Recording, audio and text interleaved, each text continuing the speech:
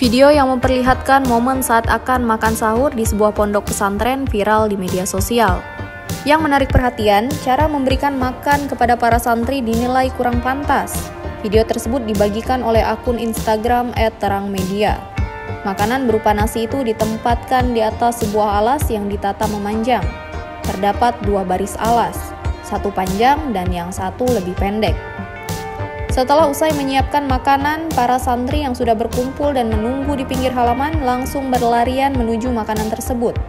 Mereka mengerumuni makanan tersebut dan langsung memakan makanan itu dengan posisi jongkok. Mereka pun terlihat berdempetan. Diketahui momen tersebut terjadi di Pondok Pesantren Al-Budur Cisoka, Tangerang. Unggahan tersebut pun ramai dikomentari oleh warganet. Tak sedikit yang menilai jika cara pemberian makan sahur tersebut seperti memberikan makan kepada binatang.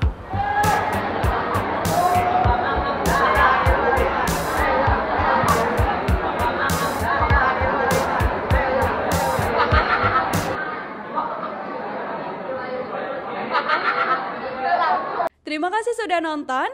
Jangan lupa like, subscribe, dan share ya.